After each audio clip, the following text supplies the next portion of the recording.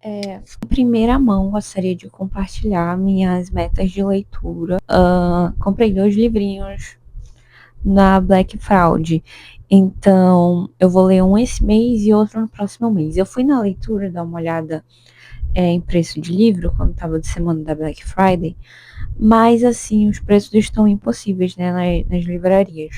Esse livro aqui, A Biblioteca dos Sonhos Secretos, ele tá há um ano inteiro na minha listinha da Amazon. E eu tava também esperando baixar o preço, porque na Amazon ele tava uns 38 mais ou menos.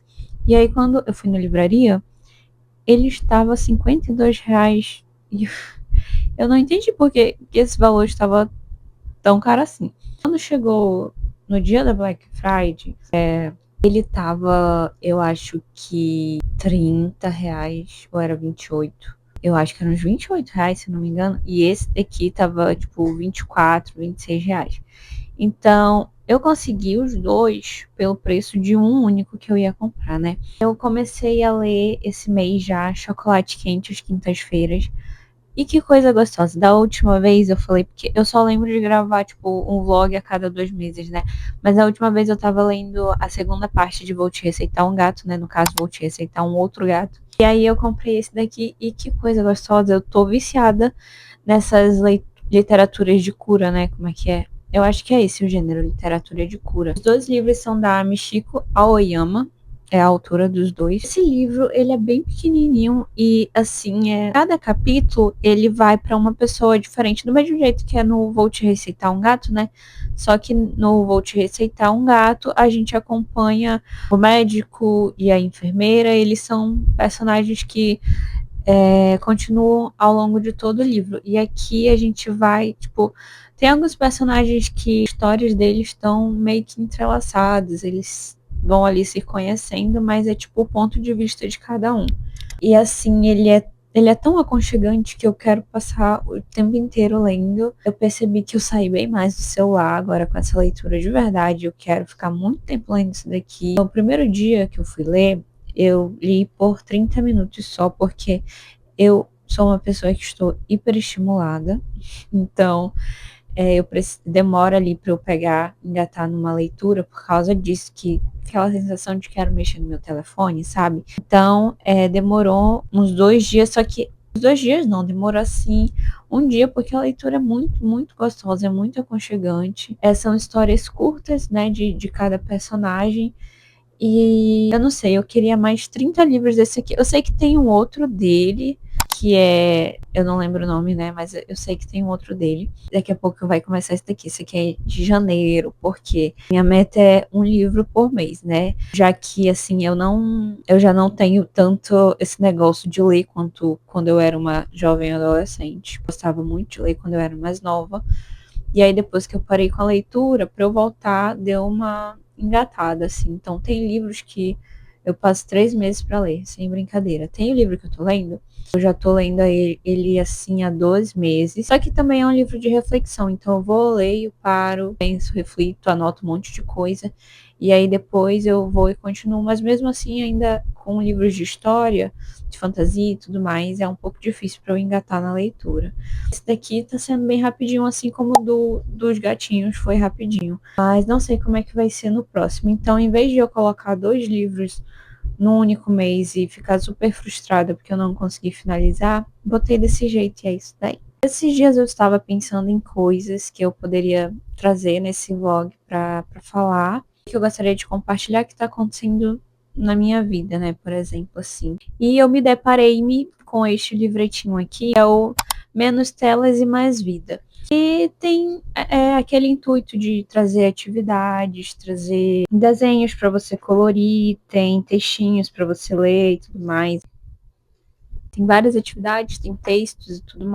Isso de menos telas e mais vida, não sei o que, não é um julgamento meu para ninguém. Quem tá assistindo é um julgamento meu para mim mesma, porque tá todo mundo hiperconectado, não é mesmo? Inclusive eu, como eu falei, eu tô assim super estimulada. É justamente isso uma coisa que me incomoda, né? O quanto eu tô conectada nas telas e o quanto eu tô desconectada de outras coisas, o tanto que eu tô desatenta de tudo, o tanto que eu não aguento um minuto de tédio, né? Antigamente a gente ia como se eu tivesse 60 anos já. Mas eu ia numa clínica e a única coisa que eu podia fazer é sentar e esperar e folhear uma revista, talvez, ou assistir a novela que estava passando ali na TV do consultório. E hoje em dia é muito difícil conseguir entrar numa fila sem ficar mexendo no celular e às vezes você não tem nem internet, não tem nem o que fazer ali no seu celular, não tem ninguém mandando mensagem.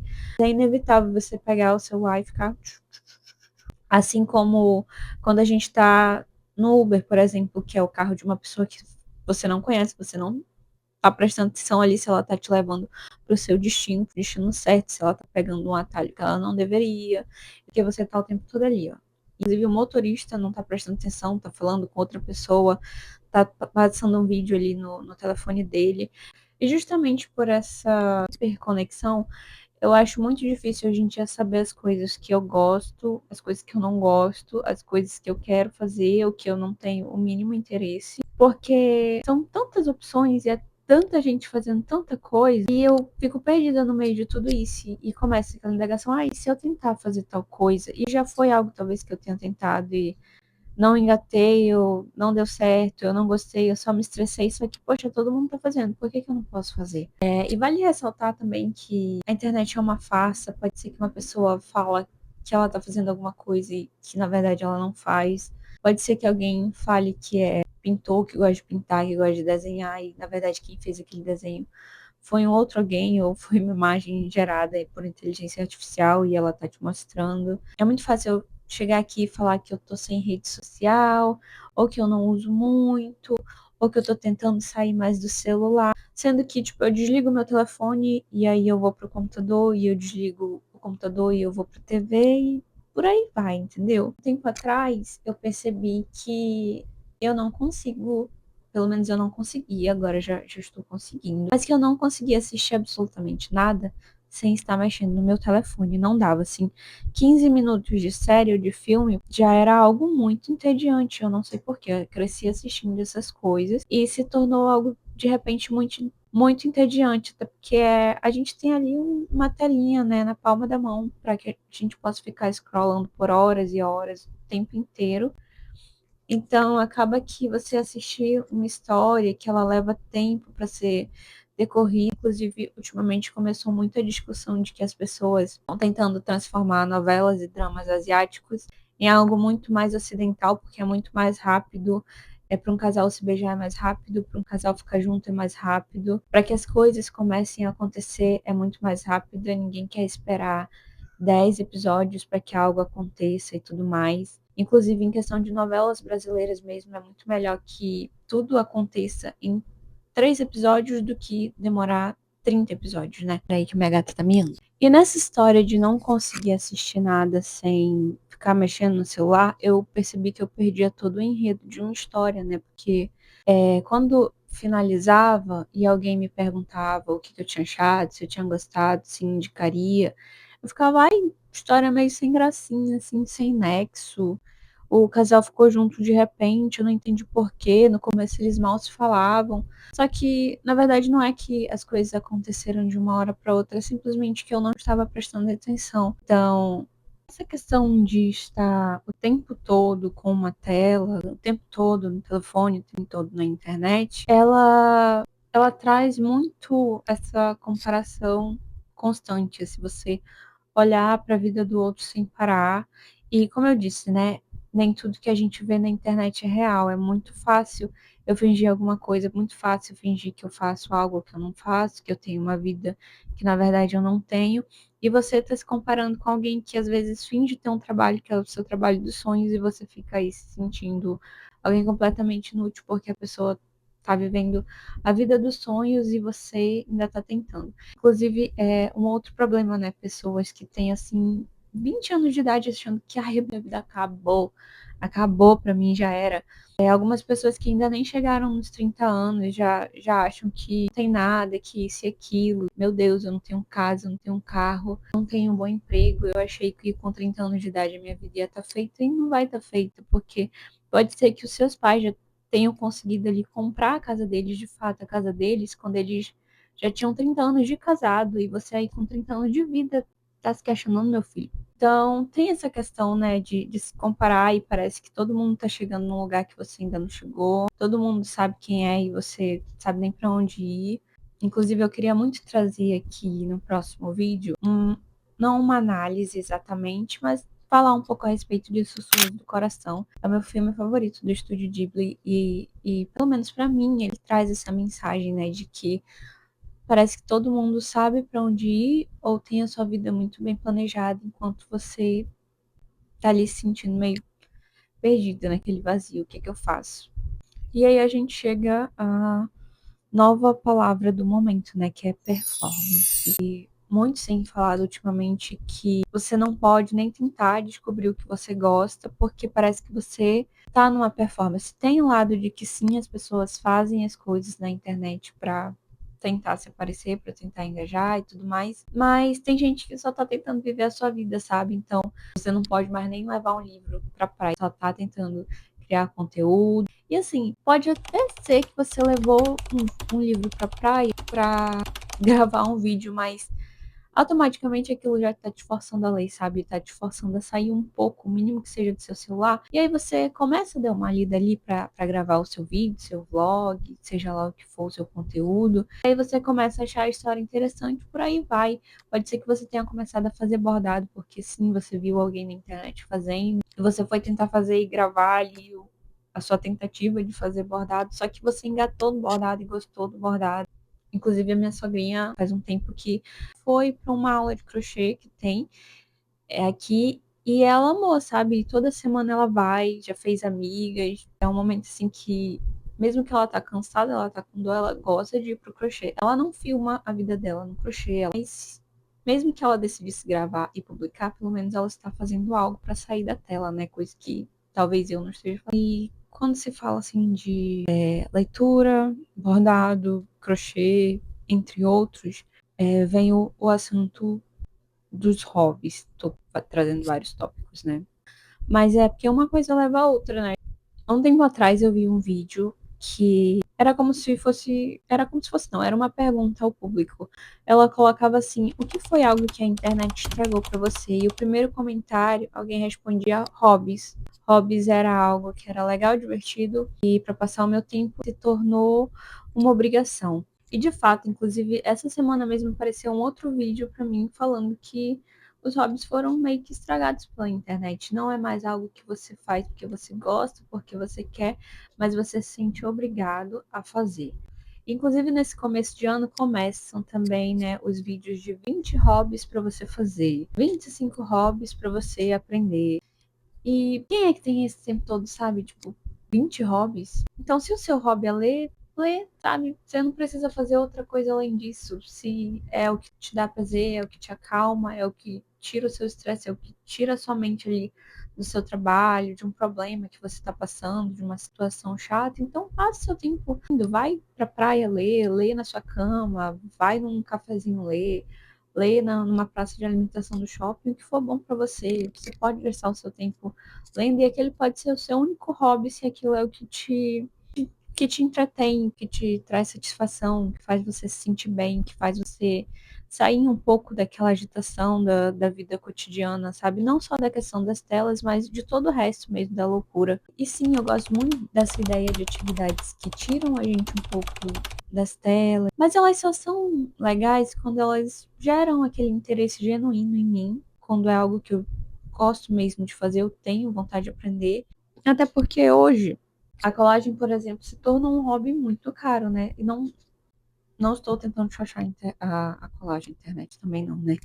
Mas alguns hobbies que eram acessíveis e legais e baratos se tornaram algo assim muito caro. Eu cresci nos anos 2000/2010, uma época que tinha uma avalanche de revistas. Eu tinha muita revista em casa, então eu amava ficar picotando revista para fazer arte. E um tempo atrás, eu sempre com essa palavra um tempo atrás, né? Mas por que foi um tempo atrás? Eu vi como se fosse alguns clubes de colagem em que você tinha que pagar R$ 120 a R$ 150 para você colar, pra você fazer colagem, você pegar papel picado e colar numa folha.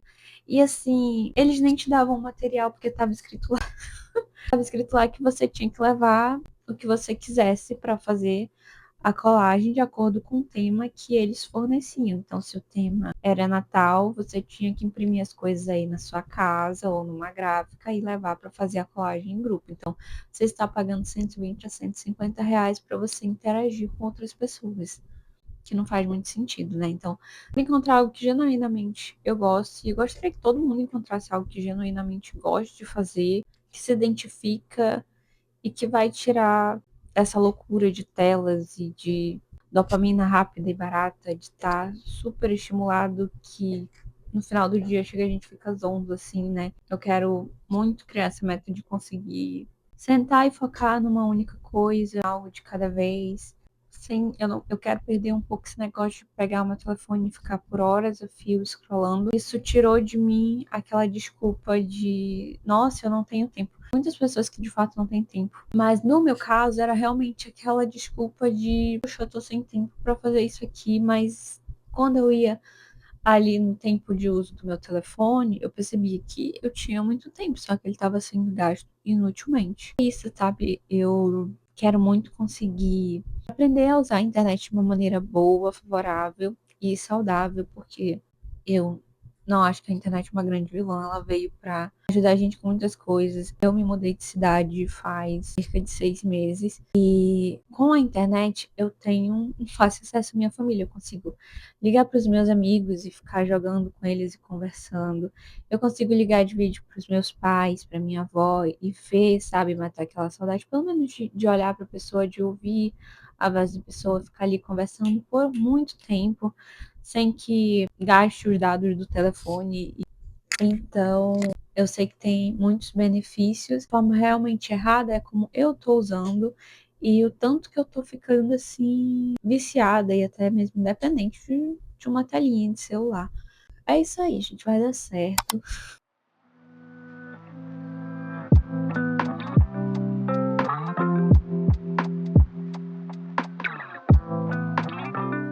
Então, eu terminei de ler Chocolate Quente às Quintas-Feiras ontem e entrei já na minha tristeza literária porque o livro acabou.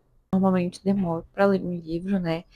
E eu não costumo ter pressa nem para ler livros e nem para assistir séries, porque realmente eu não quero que acabe, né? Pontos a ressaltar do livro, né? Que continuo com o mesmo pensamento. É um livro muito bom, é um livro muito, muito aconchegante, muito gostosinho mesmo. Tiveram 2 capítulos que eu não gostei.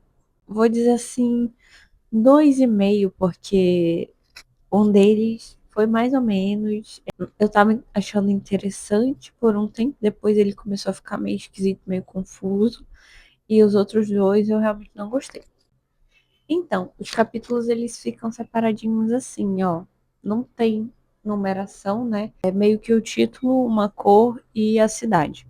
Então, o primeiro é o Chocolate Quente às Quintas-Feiras, Marrom Tóquio. É esse que eu não gostei, esse eu amei, é um dos melhores de todos. Para começo de conversa, o que eu achei mais ou menos foi esse aqui, o laranja. Eu tava gostando dele no começo, mas depois foi ficando esquisito, sabe? Parece que. Não sei se a autora foi perdendo a mão ou se ela se inspirou em alguma outra história. Eu achei completamente desinteressante o final. O próximo, eles são seguidos, sabe? Começa com esse laranja, aí o próximo é o azul turquesa e tem mais um depois deles. Esse daqui foi o que eu menos gostei. Gente, que capítulo chato.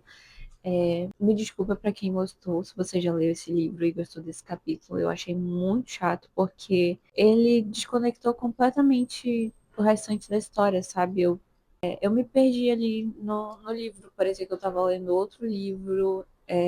Eu até, assim, meio que eu fui perdendo a vontade de continuar lendo, infelizmente, por causa deste capítulo chato. Então eu tentei ler esse capítulo assim de uma vez para passar logo e voltar para minha leiturinha gostosa, porque ele é muito chato, eu achei muito sem sentido. Para essa história, parece que era para ser uma história de fantasia, sabe? Num livro de fantasia ficaria muito legal, num livro, num outro tipo de história funcionaria. Nesse daqui eu achei ela completamente desfocada. A próxima é depois desse, que é Se Eu Não Tivesse Te Conhecido, Preto Sidney. Achei besteirento também. Na outra conversa que eu tava gravando, eu falei que ultimamente pessoas que consomem conteúdo asiático têm reclamado bastante, especialmente sim séries e tal, têm reclamado bastante de como as novas plataformas e os novos espectadores têm transformado esse universo em algo muito ocidental. Então, uma coisa que demorava, né, aquele tema slice of life, são coisas do cotidiano, então vai ser devagar. No começo do um anime mesmo, a gente tem, por exemplo, um trem passando, e aí apresenta o protagonista dentro do trem. E depois ele chega em casa e ele tira a bolsa e ele fala com os pais, e sabe? De pouquinho em pouquinho a gente vai conhecendo e sendo apresentada a rotina daquela pessoa, a vida daquela pessoa demora para as coisas acontecerem. Um dorama que reflete isso muito bem é o. Porque é uma coisa que eu percebo muito em anime, mas um dorama que me transmitiu muito essa ideia, eu achei muito gostoso de assistir, é o Meu Diário para a Liberdade, eu acho. Eu acho que é esse o nome. Eu já assisti ele umas 2 vezes, é muito, muito legal esse começo da história, que é devagar, e a gente vai conhecendo a protagonista, a família dela e tudo mais. Então, quando chegou nesses 3 capítulos, desconectou completamente do restante da história. Daquele momento de conhecer uma rotina devagar, de se integrar ali naquele universo. Era tudo muito legal, muito fofinho, muito cotidiano e virou uma história muito esquisita de uma hora para outra. Então essas são as minhas ressalvas. A respeito do último capítulo, eu amei, eu gostei muito do final. Eu queria que tivesse mais coisa, né? Porque eu tava gostando demais quando eu vi já tinha uma folha só, então eu queria que tivesse mais coisas, mas eu gostei muito, achei muito fofo o final. Não sei se eu esperava que esse foi o final, mas eu gostei de como ele terminou. Enfim, é isso. Quem quiser ler, eu recomendo muito. É uma leitura muito, muito gostosa e bem rapidinha. O tamanho do livro é bem rapidinho mesmo. Infelizmente foi bem rapidinho, eu queria ler mais. Mas eu acho que o segundo livro é o Matcha, não sei o que, das quartas-feiras, alguma coisa assim. É isto, né?